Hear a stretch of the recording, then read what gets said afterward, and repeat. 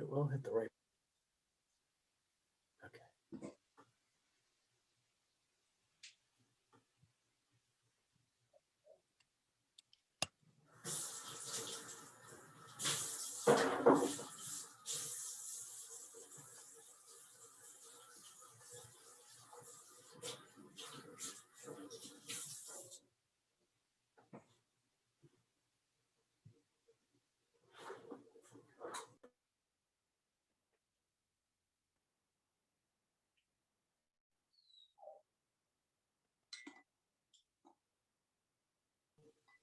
Welcome attendees. I see folks coming in. We will get started in just a little bit.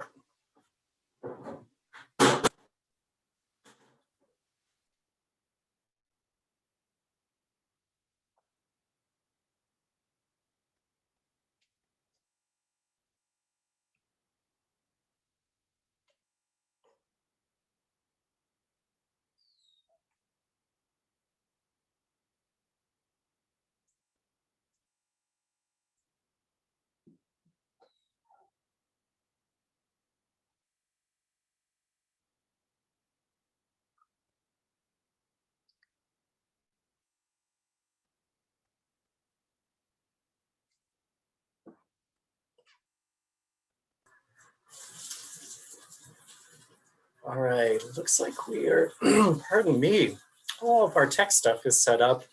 I want to welcome everyone to the workshop. Attendees in the workshop, you can hover over your screen and you'll see both a chat and a Q&A button, and you can press either of those and we'll see it pop up and get your questions answered. And you will hopefully also be seeing automated captions at the bottom of your screen. You can turn those off if you like by clicking the CC button as well. We're also broadcasting live on Facebook. If you are watching on Facebook, you can leave a comment and we'll see it and make sure that is answered as well. And I'll actually drop that in the Facebook comments too. So welcome everyone to our program Fix a Fair at Home. Thank you for joining us. My name is Wing. I'm one of the coordinators of the Fix a Fairs, which are City of Portland, Oregon community resource events.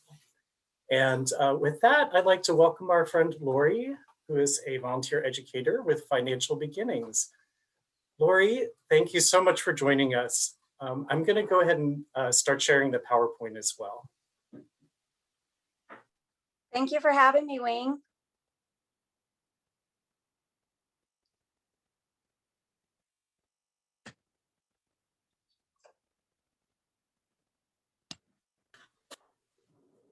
Lori, does that look good to you? That looks great. Great. All right, good. Welcome everyone. Great to be back. Last week we did financing college, and this week we're going to be talking about comparing schools and cost. And I am Lori Williams with Unitas Community Credit Union, and I am the financial education officer. And this is one of my favorite things to do. So let's take this hour and hopefully you'll get some great nuggets from it. All right, Wing, let's go to the first slide. How do you plan to choose the right school for you? So this is a really great question. I'll just give you a great story from my personal experience. When my girls were in junior high, I just remember that my oldest daughter consistently said that she was going to go to U of O and she was going to be a Duck. You know, college, they were doing absolutely excellent in college football. So being a Oregonian, that was just a really big thing. You know, fast forward to her senior year in high school, the reality of really what goes into choosing the college and the cost of college and comparing the colleges for her future after college really shifted that.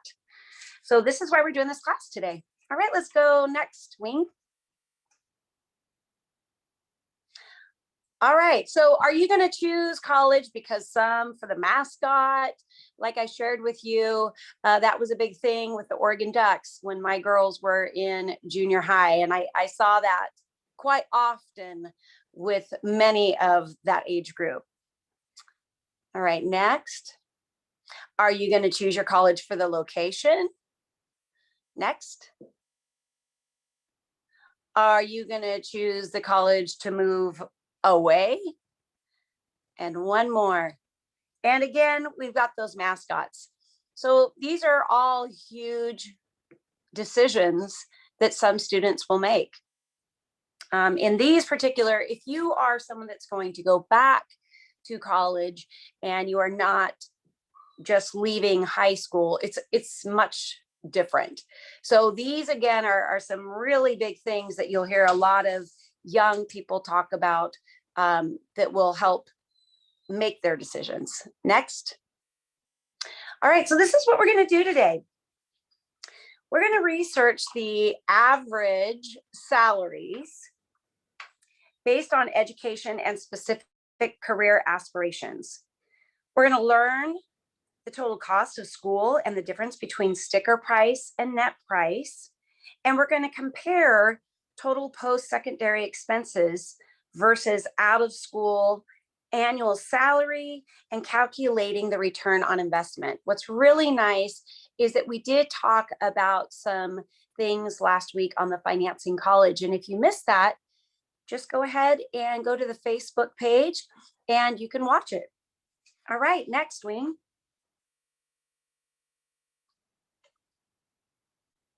All right, how much money will you make annually once you've settled into your career?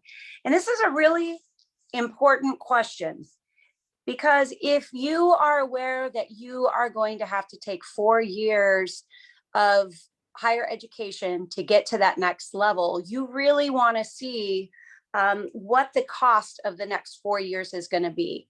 And what is the first year's worth of salary that you are going to have?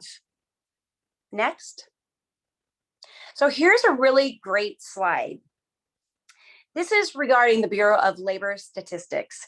So this is a graph, and if you like, you can go to the Bureau of Labor Statistics and get a lot of great information. But this graph really shows different salaries based off of different levels of education. It also reflects unemployment. Now, this graph is a little bit older. This goes back to about 2011. And I was going to update it, but right now with the COVID-19, especially with the last year, it really could not give me truer numbers. So I think this is just a really great example. But if you look at the beginning of the slide, the first example is less than a high school diploma. And it shows that the average earnings was about $29,848. If you go below that in the green, you'll see that less than a high school diploma, you will see a 14.1% in the unemployment rate. And I think that this graph, even though this graph is showing numbers from 2011, I do believe that after this year, the graphs that we will see will be really informative. If you go further down to midway, there is Occupational Program Career School. So on the Occupational Program Career School, this has income at about $49,920. And you'll see that on the unemployment rates, that's about a 6.6%. So when we look at the occupational program career, this would be something and considered as far as trades. If there is a specific career that you are looking at, oftentimes they will have an occupational program where instead of going to the community college or the 4 years of community college and then going for your bachelor's degree, where you can go to these occupational program career schools for maybe 2 years. And that would be maybe an ultrasound technologist. So for 2 years, basically what they're doing is they're giving you the education, or maybe 18 months. They are a much faster program. And unlike a community college or a state college, They just don't have where you're getting out the certain amount of English classes that you have to have, or a certain amount of math. These occupational program career schools are specifically for that program, the skills that you will need for that program. And again, if you're going into the trades, that's a whole nother conversation. But with the trades, that would be something where you start working, you are paid while you're learning, you start at a higher wage.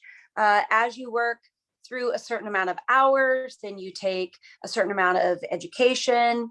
At some points, they might have you take 2 weeks where it's all training, and then you go back so that you can use your training live and be paid. And you'll see that this has a lower percentage on the employment because trades are so crucial, and many of these occupational programs. If you go a little bit further, you'll see that with a master's degree, that the average earnings is about 84,448, and the average unemployment rate is about 3.6%. So this graph really does go into play, showing you some different educational paths that you might want to take. And again, I really wanted to address the occupational program because there are so many of them right now. And that also includes the trades. Many of the high schools offer for those high school students these type of programs. And I touched bases on that last week when we did the Financing College. So please just remember, if you have a child or you are a student, these are options available for you. And your career counselors are really helpful within the high school. College Possible is a really great program that the high schools have. You can sign up for after school. You make a commitment and they'll help you along this journey. And again, the trades are phenomenal. They'll start your junior. You get to choose to take these classes starting your junior year. So if you think you want to go into the medical field, look and see if your high school has programs for that.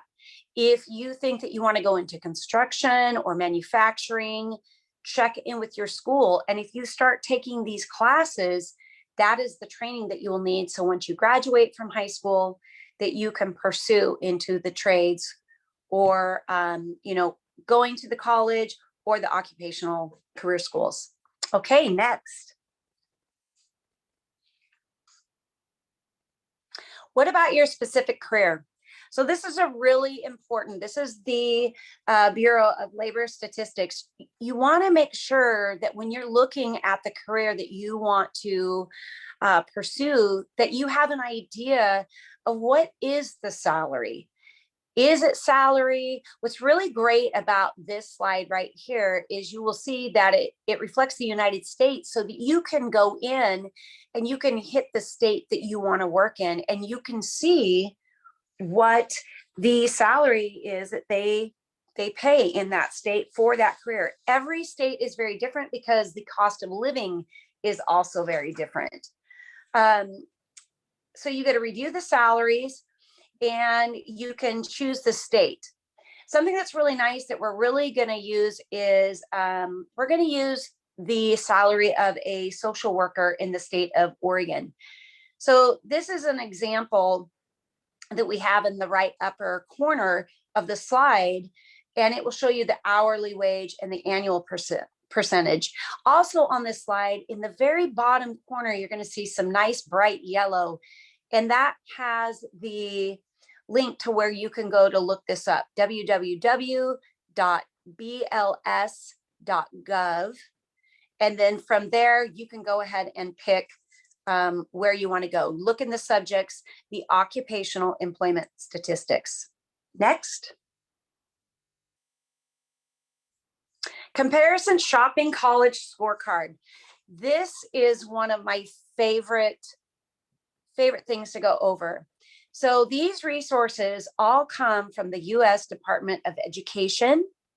And if you go to collegecost.ed.gov, this will take you into a platform that's going to allow you to really get a lot more information. So here's a couple different things. And remember, it's the US Department of Education. They have all these resources, but this is how you do some comparison shopping. You have one chart that you're going to be able to check for that shows the graduation rates, the loan default rates, employment after college, the cost of that particular college. And then it also gives you an opportunity to see what the median borrowing, what are the general population borrowing to pursue these type of careers.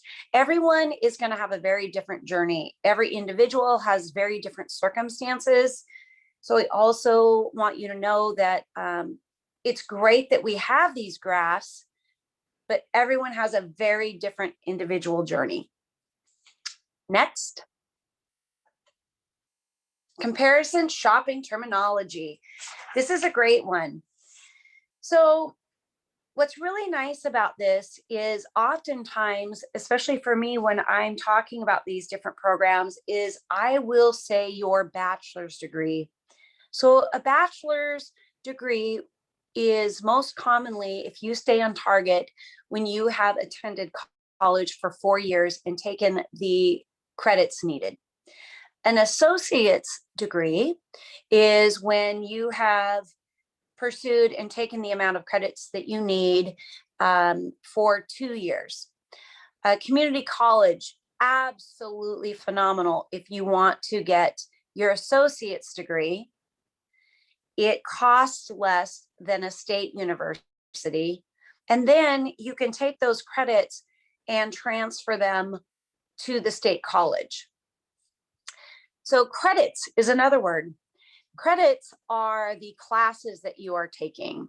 And that's really where the cost of college comes in, is that once you know the career that you want to pursue, there are classes that you will have to take, and you will have to take those classes. They have a certain amount of credits, and you pay for those credits. The credits will total how many you need for your graduation in that field. So again, an associate's degree is if you choose, or if you see a career that you only have to have an associate's degree, the community college is absolutely fabulous. And this is why we're talking about comparisons. If you look at what the cost of a community college is compared to a state university, in most cases, you will see that that community college is a lot less. And I use the word most cases because, again, everyone has a very different individual journey. We are all in different places. So when it comes to scholarships, grants, financial aid, we are all very independent on that. But I just really wanted to keep that. If you continue with your education after you do your 4-year degree, then you would be looking at what we call a master's degree. And in most cases, the higher education that you have, in most cases, the more income should come with that for the knowledge. But you really want to make sure that that's where you're checking on the Bureau of Labor for those statistics, so that you can see what those salaries are going to be when you finish schooling for that. Next. All right, comparison shopping college navigator. This is absolutely great. And this, again, you can find this on the US Department of Education. This is available at collegenavigator.ed.gov. I love this. This is a really great resource. So when we talked about financing college, one of the main key areas that I shared was apply for more than one college. If you have a youth or student that is really set on a certain university or route, just make sure that they're checking their other opportunities. And the reason is because the cost is very different. The aid is very different. The scholarships and the grants are very different. And this is what's so nice about this College Navigator, is that you can go into this platform. And again, what's really nice is if you want a different language, you can click that, and you can build a list of schools.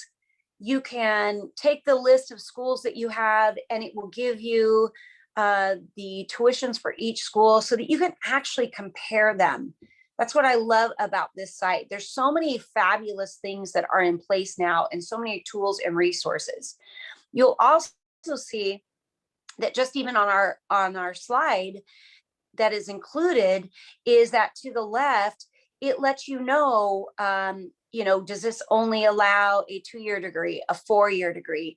And again, the degree with 4 years would be a bachelor's, the 2-year would be an associate.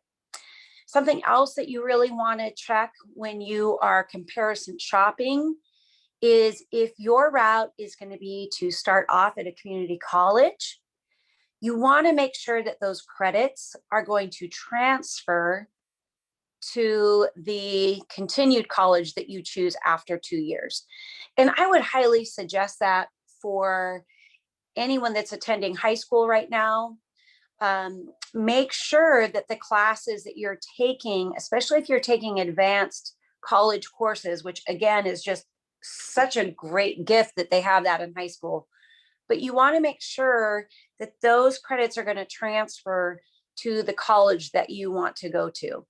For those of us that live in Oregon, if you attend a high school around here and you're taking these advanced classes that will give you college credits, but you want to attend a university in New York, you just want to make sure that those transfer.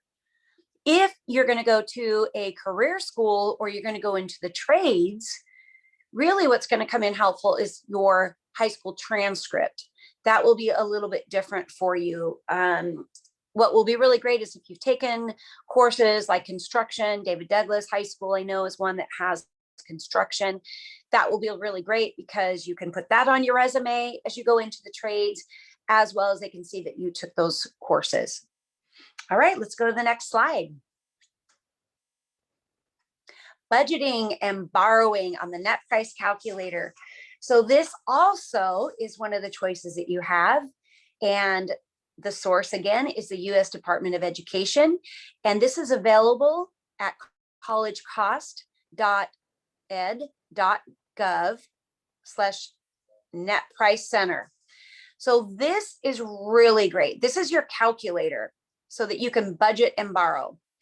So what you will be doing in this is when we talked about the financing college, I talked about award letters. Award letters are what students get in the spring. October 1st is when you can start applying for FAFSA. And again, that is free application for student aid. But October 1st, senior year, is when the students in high school will start applying. In the spring, between March and May, award letters will start coming. And these award letters are the letters saying, thank you for applying.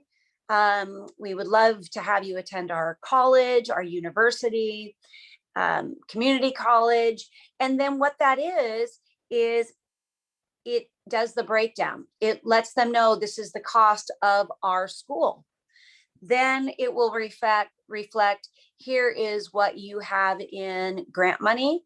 Here's what you have in scholarship money that we can see at this time. And they will subtract that from the total cost of tuition to go to that school.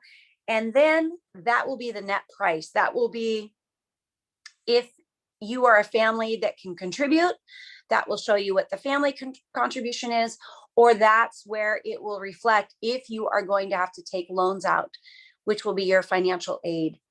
Something else that's really helpful with the net price calculator is that if you are attending a university and you are going to apply for RA, which is a residence aid. So that's someone that lives in the dorms. They can't do this their freshman year, but they live in the dorms, and they are paid. It's a job on campus, but they are paid from the school. So that's also goes into this net price. If you are going to a state university or you're going to attend a community college, this is also where you have great opportunities to apply for work study. And work study, again, you will get paid, but it is through the school. And the school will show you on that how much you will get in work study funds, and they will reduce that from the net price calculator. So this is a really phenomenal tool, and it helps you plug everything in, and then it just gives you one piece of paper to look at it so that you can compare 5 different universities.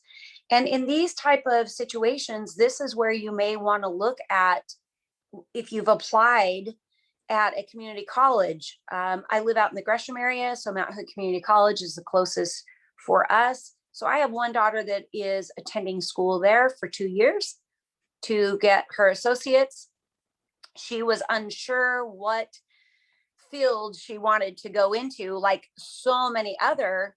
And so that really was the best bet for her dollar.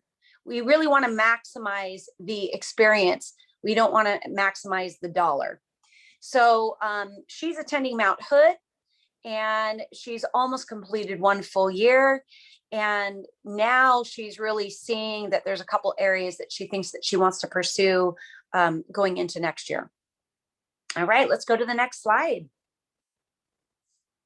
All right, so net price calculator. So here's a really great slide, and this shows financial aid and scholarships. So on the net price calculator, again, this is why you may want to apply for several, I can't say that enough, but apply for several colleges, 3 to 5, just so that you can see the difference. And again, because we are all very different individuals and our journey will be very different, it's not until you submit your FAFSA, which again is your free application for student aid, that's where each university will take a look at your individual profile to see what they can offer you individually. That's just one extra little thing. Each university is going to have a little bit different personal financial aid and or scholarship for each of us as individuals. So again, the net price calculator is to guide and assist in early financial planning for college. So this calculator is going to help provide a preliminary estimate of your federal, state, and the institution aid that is eligible. So make sure that you use this. This is the best tool that you really have access to. And again, the U.S. Department of Education, they have this calculator as well. All right, let's go to the next slide. So here's a sticker price versus net price for 3 colleges.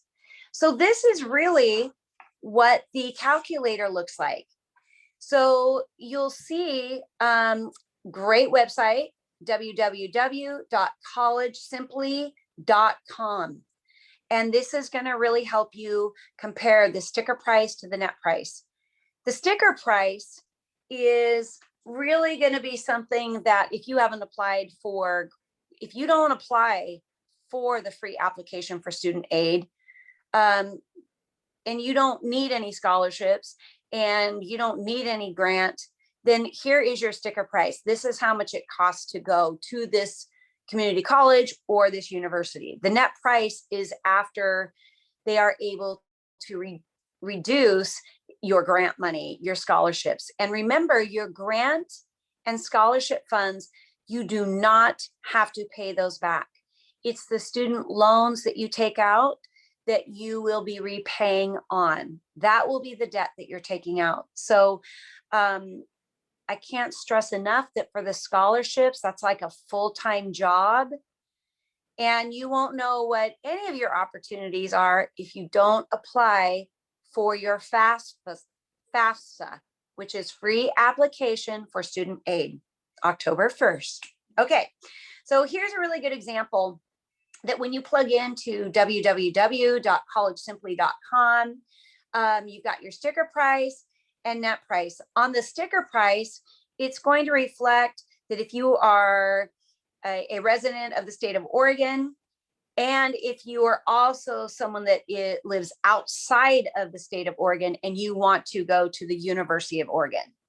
So the top line, tuition, books and supplies, other fees, room and board, other expenses. So this is how they will take it. Your room and board, if you are a freshman, it's just a mandatory that they have you live in the dorms, and the dorms will include housing as well as food. Your books and supplies, they're going to give you a general idea of what that dollar is. These are just estimates. Definitely the tuition is there. So on this slide, if you are you are a resident in the state of Oregon, it would be about $26,862 for one school year. If you're an out-of-state resident, it's about $49,000. And that again covers tuition, books and supplies, other fees, room and board, and other expenses. They always have extra things. For instance, they may put something in if you have to take the bus, if you have a car. They're just going to put that. They're putting a budget together for you, is really what this is, just a small budget. Then if you look at the net price is reflecting if you have any scholarships, if you have any grant money. So this is where they will take your sticker price with your tuition, books and supplies, other fees, room and board, other expenses, and then they're going to start subtracting what scholarships you have, what grants, anything that you were able to receive from the university. And you will see that those numbers can equal up to about $15,000. And again, every individual is very different, so those numbers will change, but that is where you will see the difference. The net price is the bottom line when it's all said and done. All right, next slide. Sticker price versus net price for 3 colleges. So here is the full breakdown after you have used your calculator. Excuse me. This is going to give you the cost of going to school. So we've got Portland Community College, we've got U of O, and I'm going to just say that the third one is Western Oregon, which is more of a private school. So the sticker price, I'm just going to go ahead and say these out loud, for Portland Community College is $21,000. The net price is going to be $8,541. And that difference is about $12,000. So this is saying that in this particular example, someone that had applied for their FAFSA and applied to go to Portland Community College, if they choose to go to PCC, their cost will be $8,541. And this is just for the specific course that they've chosen. At the U of O, which is the middle, this sticker price was $26,862. The net price is going to be about $15,000. And so that difference was about 11. That university cost more money. So this is a really good example of if you are able to go to a community college for 2 years and then transfer to the university, you can see that there's a big savings here. So the net price again is $15,100, and the difference between that sticker and net price is about $11,000. And again, this would be that $11,000 is the difference between the federal grant and scholarships. So then you've got, we're going to say this is Western Oregon, which is a private college. Private colleges tend to cost more money, and that's when we were talking about last week in the Financing College that private loans are also very different. Sometimes you can get more money from private colleges. Again, it's a very individual journey, and each application is very different, and that's why it's really important to submit those. So the sticker price for a private college is about $62,000. The net cost would be about $33,000. So there's a really good example of someone that applied for 3 different colleges, and you will see that they really range quite drastically. And the net cost is what it's going to cost to go to school. So if I was going to start school in the fall, I would know that if I want to choose PCC, that's going to be $8,541. You know, the University of Oregon, that would be about $15,000. If I'm someone that's going to need to go to school for 4 years, you want to look at that net price just to give you an estimate. And the reason I say just to give you an estimate is because every year when you start attending your higher education, you have the opportunity every October to apply for your FAFSA. So every October, you want to go ahead and reapply for your free application for student aid. And every year, your financial circumstances are going to change. Everything will change. And that's why you want to submit every year. Sometimes I think that people might get discouraged because they may think that they don't make enough money or the family unit doesn't make enough money. And that's why you want to apply for that free application for student aid, because again, each household is different. Each individual is different. All right, let's go to the next slide. Calculating the return of investment. So this is really important. We started out this presentation with looking at the Bureau of Labor Statistics. And the reason that we did that is because we really want to share with you how important it is that you know for the career that you are choosing, what is the income? What is that first year salary? What does that look like for you so that you can look at the cost of your education? That is also going to be really important when you're choosing the schools that you go to. You know, something that's really important, if you've never had any debt, if you've never had loans that you've really had to pay on, this is going to be a new adventure for you, and it's going to be part of life. And it's going to be really important that you understand the loans that you take out. So after scholarships and grants, that's when we know if we have to take those loans out. You want to understand those loans. You want to understand how that's going to affect your future life. How much are you going to have to pay on those student loans?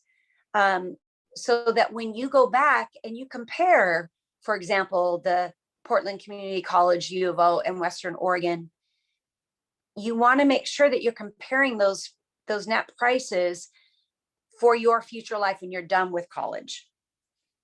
Okay, so here's just a really good example. That return of investment, they're saying that the net price for 1 year at the University of Oregon is about $15,100. And the net price, you know, 4 years, this is not including increasing tuition. Again, this is just an estimate, is about $60,400. So we're just going to say that it kind of stays on the same track. A career as a social worker in Oregon, your starting salary may be about $35,310. The median salary could be about $63,000. So this is just an example. And in social work, there are there's a lot of different fields in that fall under that. But these are some really good examples of, here's your starting salary. And you're also seeing that the net price of 4 years of schooling at the University of Oregon can be about $60,400. So that's a lot of money. All right, let's go to the next slide. So here's your ROI, which stands for return investment. Return of investment, rule of thumb. You want to make sure that whatever your first year of salary is more than what your total debt of your education is. Now, again, these are estimates. And when you do look at your first year of salary, again, it's a very different individual journey. But if your first year of salary is going to be about $35,000 and you graduate after 4 years of education with $100,000 worth of debt, you want to make sure that you are in tune to why was your debt $100,000? Did you choose a private college over attending maybe PCC and then going to a state university that would have reduced those costs by at least $40,000. Just really keep that in mind, because again, during college, the majority of your student loans, you don't have to start paying on until you graduate from college. But once you get that career and you start on your work, you will start paying on the student loans that you took out for this higher education. And it's the best investment you're ever going to give yourself. Just make sure that you're comparing and you're using these tools to see what is the best route for you in this journey for your higher education and for your future career. All right, let's go to the next slide. So here's back to the return of investment. Here is just a really good calculation. Here's your need for U of O is about $60,400 for 4 years, minus the starting salary as a social worker in the state of Oregon of $35,310. That equals $25,000 basically is your shortfall. So that means that that $25,000 is going to be what your salary is not going to help cover. So you're still going to have all that student debt, but as you can see that starting salary, we're comparing that to the cost of your education. And then you have to take that into effect with your starting salary, what those student loans total. All right, let's go to the next slide. Do you have money stashed away? Are your parents contributing? Again, this is just a really great. Do you have any other family members? Some individuals do not have family members and they will rely solely on their own individual journey. Many of us do not have money set aside for college.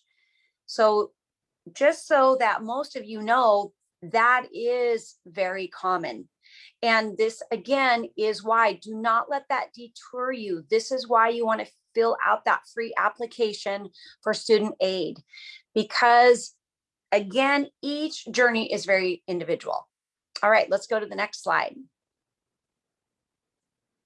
All right, you may have to borrow. This is where you're going to know what you need to take out in student loans. So when we looked at the sticker price versus net price, and we've talked about what you're going to get in grant funds and or in scholarships. You have to apply for the scholarships if you want to receive scholarships. And again, those are the two funds that you do not need to pay back. You get grants and scholarships, you do not need to pay those back. For the money that you have to borrow, these will be the funds that you have to pay back. So this is where you want to leverage this debt. And I just love this slide. This is actually a slide that we had last week in Financing College. Money does not grow on trees. And you'll see that the little stick figure there has to get on that teeter-totter and have to have a weight to make sure that they can grab some of those funds. So the best investment that you can provide for yourself is a higher education. And typically that does cost money. And that's why we're talking about comparing schools and cost, so that you can have the most leverage possible. All right, let's go to the next slide. All right, now we're going to talk about how do I keep my debt low? All right, so these are really, really important. Keeping your living cost down. So this is very helpful.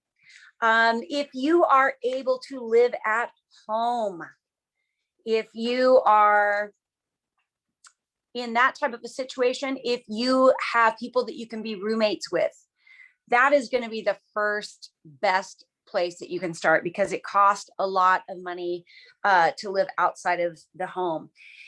There are some people, again, that have different life journeys that may not have family or guardians that are able to participate and be in assistance of this.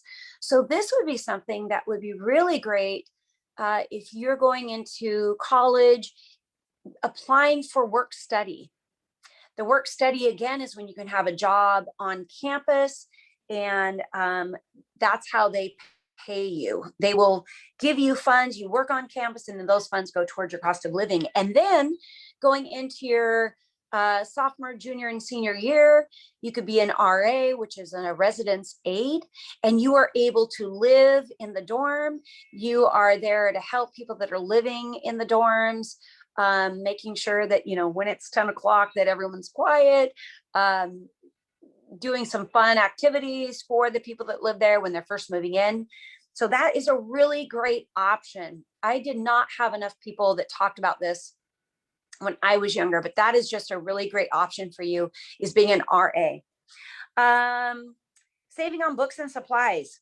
Look at used books online. This is so common. Amazon has used books, borrow books from the library, share books and supplies with friends.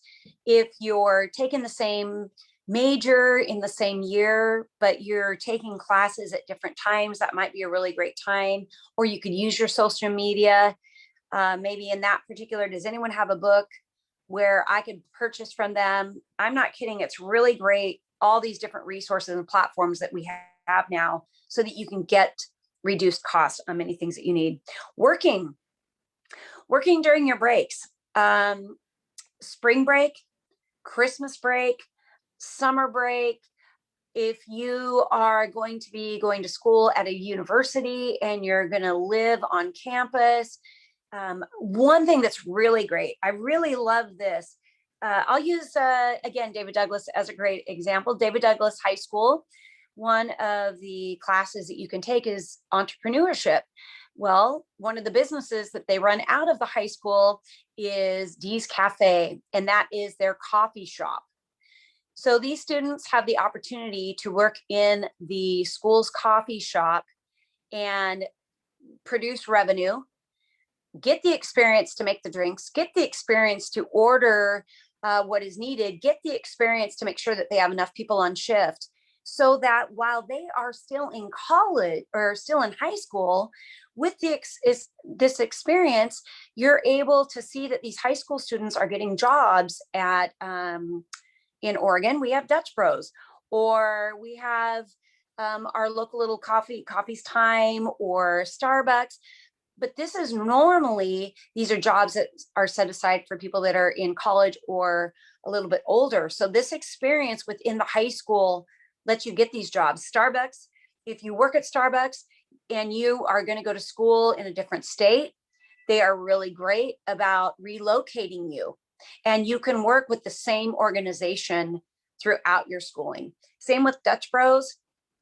I know that here in our local Oregon, they are a really great contributor towards younger adults that are going to school and not going to school. So keep that in mind, and keep that in mind when you are taking classes in high school. Can you get the skills and the training so that when you're going to college, if you're going to go into the medical field, is there something that you can do in that area? Start saving now.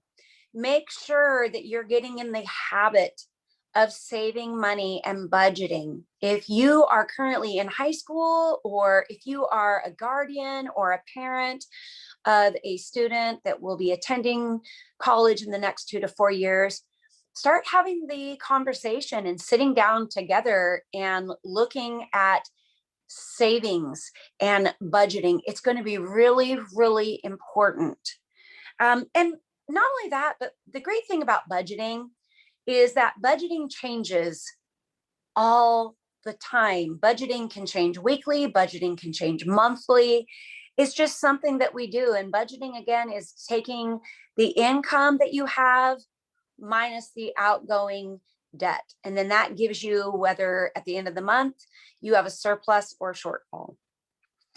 Live like a poor college student. All right, so I'm going to throw these ones out.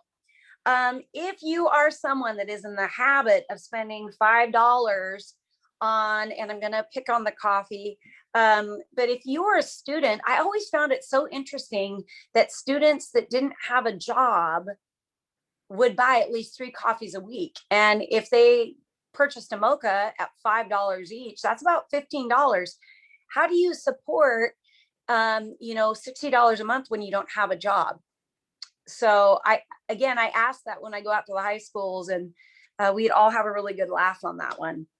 But this would be where you would want to stop that habit, or go get a job at a coffee place if you love having that coffee. This is where if you buy instant coffee, you make your coffee at home, maybe get some of those sugar-free flavors so you have those. Top ramen, that's always the joke, but I'm just going to say it doesn't matter how old I get, I still love top ramen. Ramen instead of food carts.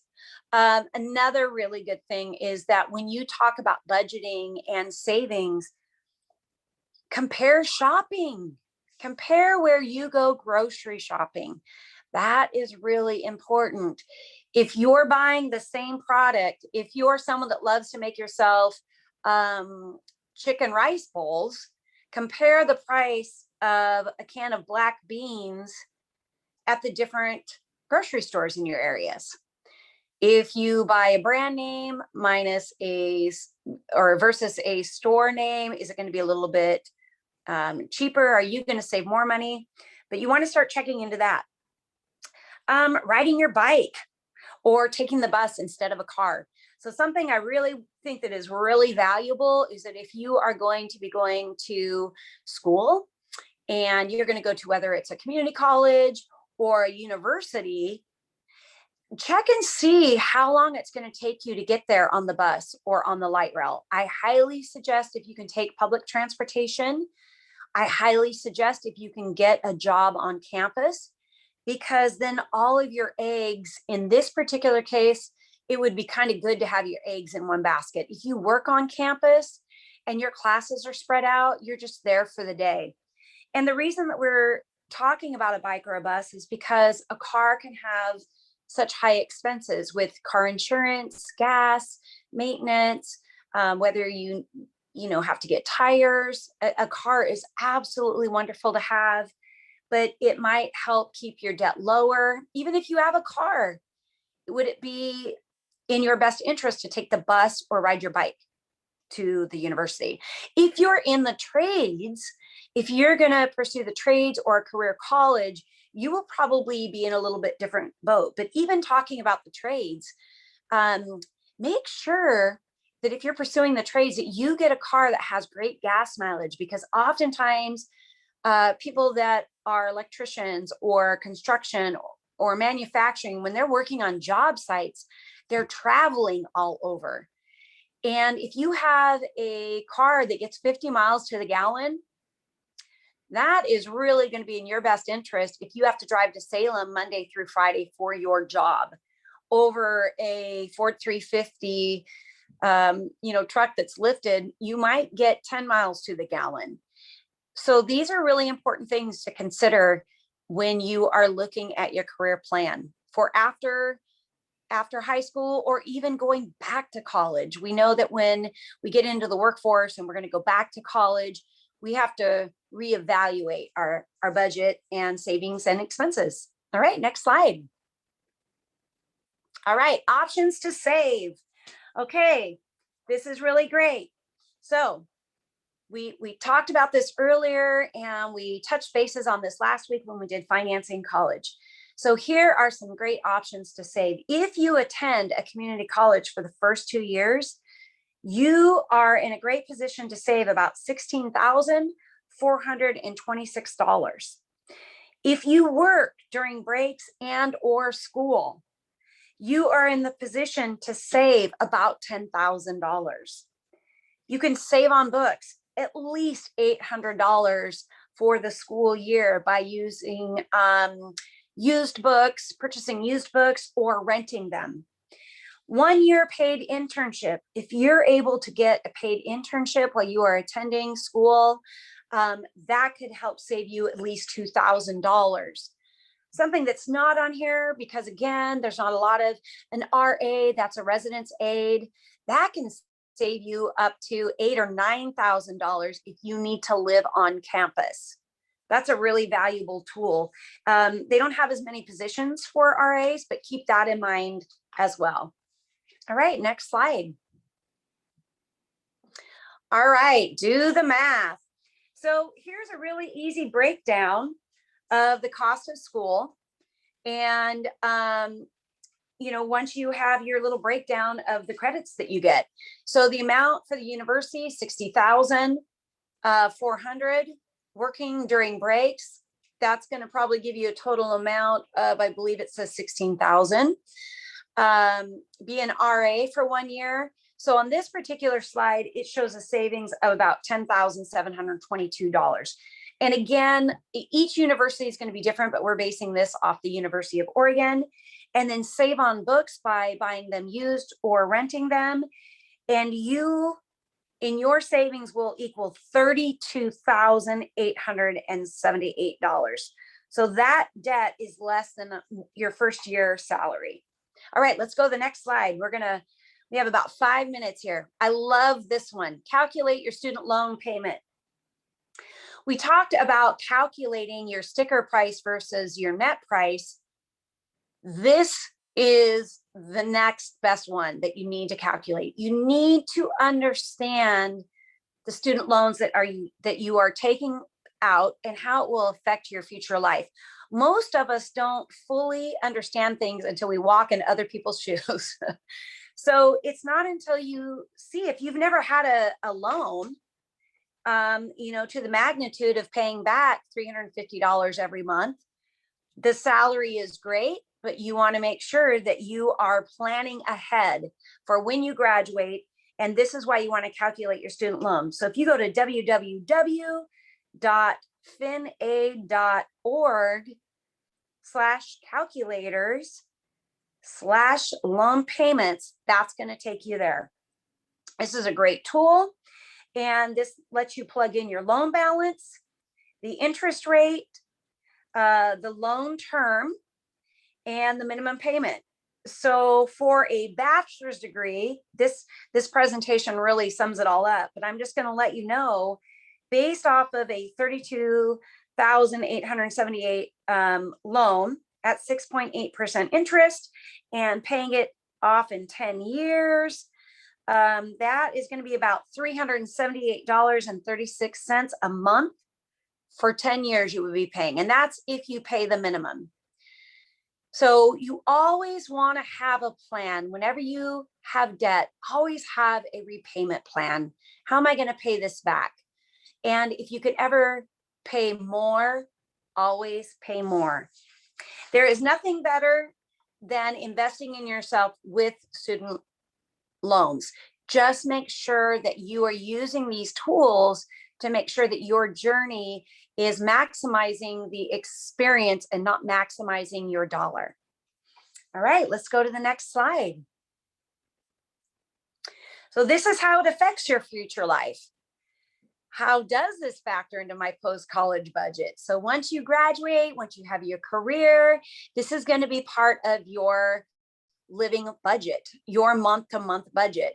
Your student loan may take up 13% of that income. Your taxes, they're going to take taxes out of your paycheck. Housing is typically 30%. And then that leaves you 32% for any other debt, bills, or living expenses you have, including food, any credit cards, gym memberships. So that's why it's really important to see how that student debt is going to factor into your future life, and why you want to compare the schools and compare the cost to finance your education. All right, let's go to the next slide. So here's our review. The review is, you've got a couple key areas here. Know the total cost of school before you apply. Know your future salary. Calculate your return of investment. Keep your debt low and make sure that that debt is below your starting salary. Make sure that you calculate your student loan repayment. You want to make sure that you understand how the loan debt that you take is going to affect your future, and even the how you pursue your college. And that's why when we looked at that first graph on the occupation, if you know that you want to go into a trade, or you have a certain career where they have a career school for it, it's a fabulous opportunity. I think also the other thing was the first graph from the Bureau of Labor also let us see, based off different education, what are the outcomes of unemployment. So that's also really great. All right, one more slide, and I think that that completes our time. All right, so I'm hoping that you walk away with knowing how to research average salaries based upon your education and specific career aspirations, knowing how to calculate the total cost of school and the difference between the sticker price and the net price, understanding how to compare total post-secondary expenses versus your out of school annual salary and calculating the return on your investment. And with that, I'd love to open it up for any questions. Lori, thank you so much. Yeah, if anybody has any questions, you can drop it in the chat or the Q&A. And I did drop some links in both the Zoom workshop and on Facebook that folks can loop back and rewatch this presentation, which was awesome, by the way. And if you have questions afterwards, you can reach out directly to the Fix-A-Fair, to us, and we'll relay it to Lori as well. Lori, thank you again for joining us today. That was really fantastic. Thank you, Wayne. Thank you, everyone. Yeah, for sure. Thanks, attendees, for joining us. I think that is it for today. Lori, I think we'll see you in a week as well. Yeah. Wonderful. We'll see you then. All right. Thank you. Have a great day, everyone.